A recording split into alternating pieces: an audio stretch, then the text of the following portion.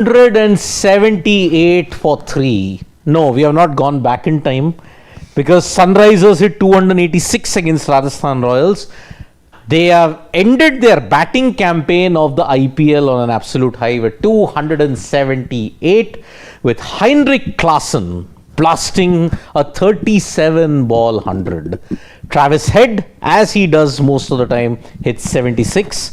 Abhishek Sharma also chipping in with a brilliant cameo. Aniket Verma also chipping in, and because of that, Ishan Kishan also having a good 29 of 20. But 278 for 3. KKR's bowlers absolutely decimated. For one point, we are thinking maybe aaj 300 par. But that isn't happening. SRHF again proved that whatever happens, this is the approach they are going to play with. Be it they are bottom of the table, middle of the table, top of the table, wherever they are, that's how they are going to play. They need assistance of the conditions. But Sidvi sir, this is how T20 conditions are going to be. Moving ahead also in the years to come. This time also, if you see, to begin with, wickets were very fresh. Overall, also, there also 190, 180, 200 was being scored. They were still trying for 270. That's why they sort of aren't points table. They were on the bottom half. But I think I really like I've been telling you since first day, this is what they are capable of, and that's why it works for them. See, works for them also is pretty subjective, because are they in the playoffs? When it had to work for them in 2024, you cite that example of 2024. Did it work for them on the day that they really wanted it to? But Sidvi, then final, it again comes down to one. There are so many teams who play with an absolute different template for so many years. They haven't even been to the final. Then that is also a thing. No? You need to have a smart template, not a gung-ho template. For example, MI didn't play this kind of cricket to win 5 titles. They played smart. Some days they used to hit 230, 240. Chennai Super Kings also, some days they would hit 220, 230. But see, SRH, they won 2016 not by this approach. They won by a smart approach. That's what I'm saying. See, you will get these kind of situations very rarely, because 300, 270, 280, there's a reason why Sunrisers do it, because a Head fires, a Klaasen fires, an Abhishek fires, they will get to that score. And whenever you look at it, Ishan when he fired, Travis when he fired, Abhishek when they fired, they always go past 240. Remember the chase against Punjab Kings, it was Abhishek Sharma who absolutely decimated them, 141. 65 by Travis Head also helped. But again, flat conditions, which is why Delhi, look at SRH. Last 2 years in Delhi, they have absolutely decimated opponents. 266 against the Delhi Capitals. Now 278 versus versus Kolkata Knight Riders. I mean, these two were playing, SRH were wanting to prove a point. KKR looked totally deflated. They are bowlers, so many full tosses, so many missed lengths. Sixes were at how many? A total of 19 sixes hit, and a total of 22 fours. Wait, 7 plus 6, 13 plus 4, 17, 21, 22. 22 fours and 19 sixes. KKR were all over the show. And just have a look at the bowling figures that's there. Terrible bowling figures, except for Vaibhav Baroda, 1 for 39, but Anrit Nokia went for 60. Sunil Narine also was 2 for 42. Okay. Very expensive. But Varun Chakravarti, what's gone wrong with Varun Chakravarti here? After the highs of the Champions Trophy, this has been a very bad IPL for Varun Chakravarti when you look at it. Yeah, I think KKR's bowling attack, they did not really do well at the auction. You know, you spent a lot of money on someone like a Spencer Johnson, Anrik Nokia. Unfortunate to not have, Umran Malik for the season, but not sure, whether his presence would have done any kind of difference or not. But I think KKR's bowling attack was too much reliant on Sunil Narine and Varun Chakravarti, and on days, like these, it is going to happen that they are not really going to come good or be among the wickets consistently. So, and even Harshit Rana has, looked very pale as far as his performances are concerned. It's a completely different Harshit Rana. Something that we saw in 2024. He was Kolkata Knight Riders' pick of the bowlers in the death overs last season. But this time around, there's no faith, as far as death overs are concerned. Vaibhav Arora has been pretty inconsistent. Although, both of them, both Vaibhav and Harshit, they've taken a lot of wickets. But the point here is that their economy has been very much on the higher side. Last time around, at least, you had the cushion of someone like a Mitchell Starc. But this time around, you're clearly lacking an overseas bowler. So that's why there is over-reliance on Narine and Chakravarti. I think KKR do have a lot to, think about, because in case of Narine and Russell, it's good that they have been a part of KKR's multiple title winning campaigns, but they are definitely on the wrong side of their 30s, and this is where maybe KKR might have to contemplate. Yeah, Shashwat, I mean, KKR's bowling has been their major problem this year, that they have not been able to defend the title, or do you think it's been the batting? I think it's the bowling that has let them down big time. I think it's both, equally both. Again, today, I think this season, they were all throughout the season, there were fights searching for new bowlers. It was Spencer Johnson, Andrik Nokia, Harshit Rana, Vaibhav Arora, Chetan Sakaria. All of them, they have tried out all of them, but everybody has been proved to be very, very expensive. Sunil Narayan and Varun Chakravarti, they cannot win you games all throughout the season. I know that they did not have the best of days today, but more often than not, they have stepped up. I remember the KKR game against Delhi Capitals, where Sunil Narayan was the reason why they ended up winning that game.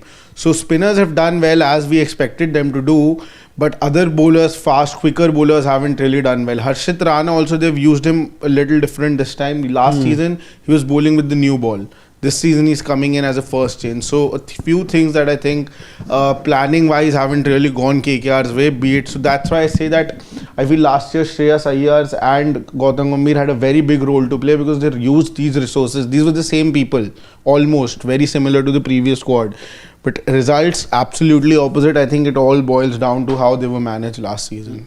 Captaincy does have a role. We always talk about the likes of, let's talk about Punjab Kings here. Some of the players like Stoinis, Maxwell is obviously, ruled out due to an injury, or the other players that they have in their 11.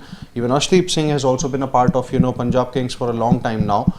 I think it is sometimes down to the leadership also, that who are you really groomed by, who basically pushes you to do the things that the captain wants in a certain way, or who can back you.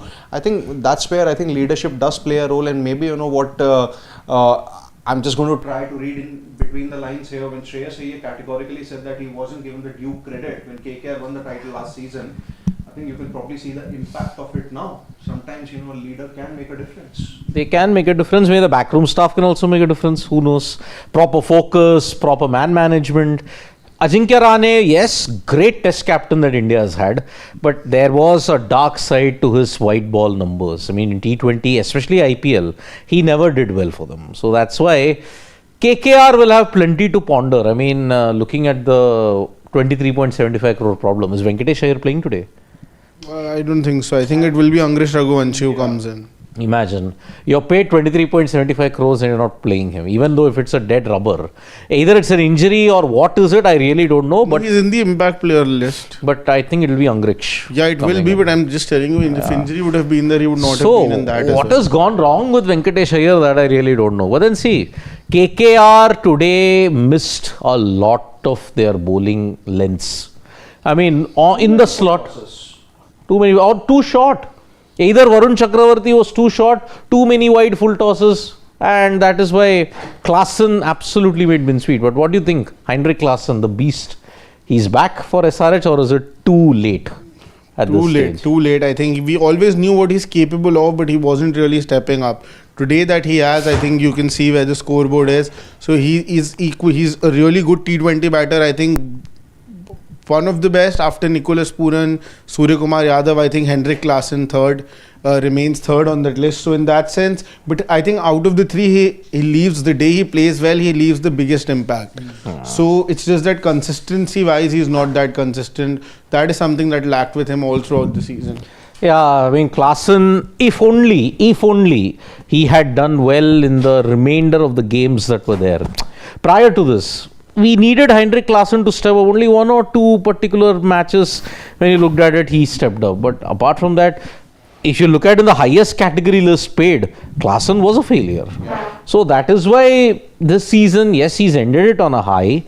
But there are questions even for him. He has to be very consistent. It's not as if he can repeat the 2024 consistency. He can do it, but from the players like who have been paid, probably more than 20 crores, I can only remember 3 who have done consistently well: Shreyas Iyer, Virat Kohli, and Nicholas Pooran. I mean, Virat, we are not counting him in Yeah. that because Virat, Pooran also later half of the tournament hasn't. mid-season, he had a terrible He's had slump. more than a decent campaign at least. Yeah, mid-season he had a terrible slump, Nicholas Pooran. So that's why it's not, even if you look at it, at 21 crore, 23 crore, the only guy who's given a very decent rate of investment is Virat Kohli. Even Shreyas, by his high standards, he's not had a good season in 2025. See, he started off with a couple of 90s. He had a 53 in that game versus DC yesterday. But Shreyas Iyer, peak Shreyas Iyer, it was not, this is not the season. The seasons that were there prior, maybe 2024, he had a very good season. 2023, he was beset with injuries and all of that. But then Shreyas Iyer, we'll wait on his thing. He has got one more league game. He has maybe 2 more playoff games or 3 more playoff games. So let's see how that pans out for him. But then with KKR now wanting to chase 279, are they chasing it? No, it's SRH for me. They are finishing on a high. They are finishing on a high. I don't think KKR can chase it. Me Not also, even come close for that matter. They won't come close. Plus one. Do you think then that means Delhi are assured 5th position then? Yeah, absolutely. Yeah. No one can get to 15 points. Yeah, Na? even No. KKR can't. Even LSG at best can get to 14. 14, Yeah, yeah. even KKR can get to 14. Yeah, I so think that KKR, it would be some kind of a success if KKR can score over 220, but I don't see this to be a nail biter. yeah, KKR anyway, yes. SRH. Then we'll just go down the table. Will SRH then, no, SRH then can move to 6th. Provided LSG lose to RCB then. So yeah, plenty at stake. What a season it was. They were at the bottom of the table for most of the time, but now They finished just below Delhi. Delhi, yes, exactly. Just 1 win away from Delhi. Exactly. But then, SRH, they will rue all the mid-season slump that they had. They had a good start against RR, but then after that, they were simply woeful. And they had a spark against PBKS, but then KKR, they were hammered at Eden. Here also, they are giving it back to KKR. They beat CSK, they beat RCB, yet they are 6th. Because they didn't do well against GT, they didn't do well against MI. Those 2 heavy losses to MI really killed their chances of. So yeah, even I'm also going ahead with +1. That means 3 zip. SRH are winning this. It's a good enough total.